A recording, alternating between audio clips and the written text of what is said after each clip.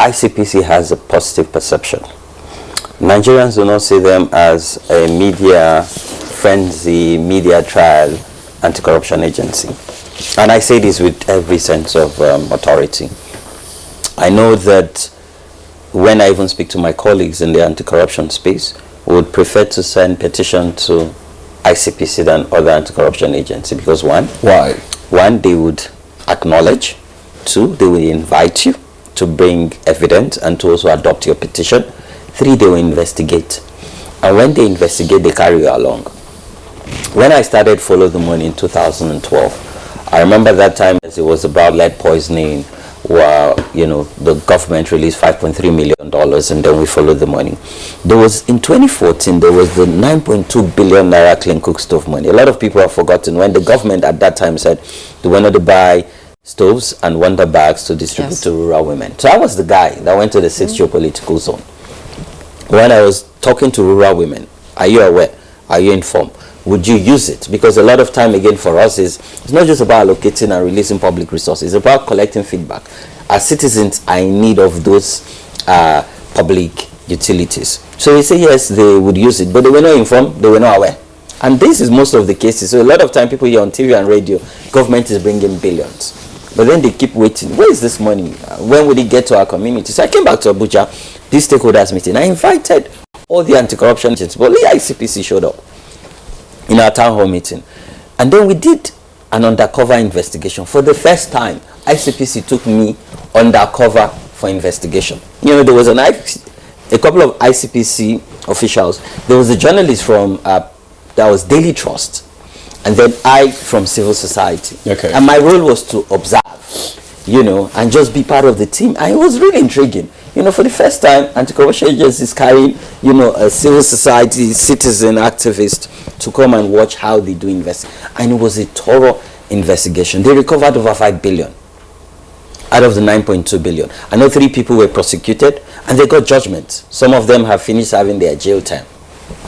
Now let's even come down to constituency project tracking. Because we got support from Makato Foundation under their own Nigerian program. And ICPC is also part of, this joint cohort where we've shared, we've shared ideas, but most importantly, we've done joint tracking on constituency projects. In cases where we found that corruption were being, mad, we wrote ICPC.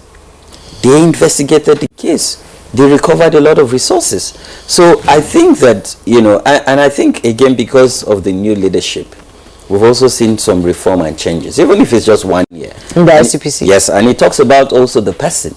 Because you see a lot of time, yes, institutions... What are these reforms that you're talking about? So first is now we're seeing more civil society engagement, and I know the chairman signed a couple of MOUs with other civil society. So it's not just about collaborating with Hamza and Follow the Money or Connected Development, but we're seeing also expansion. I remember when we do our town hall meetings, even at the regional level, because he has regional officers that man the region, they come for these meetings.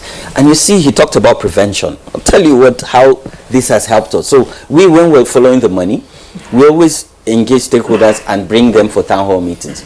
We invite anti-corruption agency, not because there's corruption, but because it sends a signal to the contractor, to the politician, or the House of Rep member, if it's a constituency project, that see, ICPC is a member of this stakeholder, so it means that they are watching how you use the resources. And it gives confidence also to the public that are meant to use it. And in most cases, other cases, citizens will start reporting, even on the spot, that, oh, there's another case.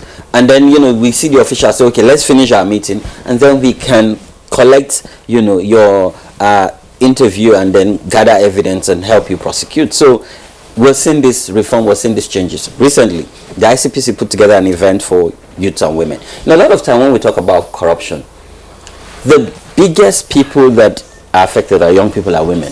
If you look at it, you don't have primary health care centers. You have increased maternal mortality and newborn.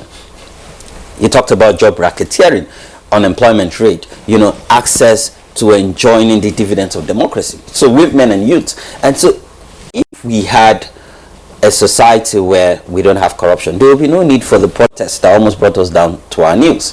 So again, I'm excited about the the element around prevention, education, because again, Public awareness, public awareness. ICPC always invite us during NYC orientation. We're part of their resource persons. They have secondary school and university clubs. We're part of the resource persons, building more of these clubs, but expanding them to ensure civic knowledge, civic education, so that citizens understand their roles and responsibility to tackle corruption. Hopefully, we can have behavioral change in the near future where people change the culture, because again, we have a culture of corruption.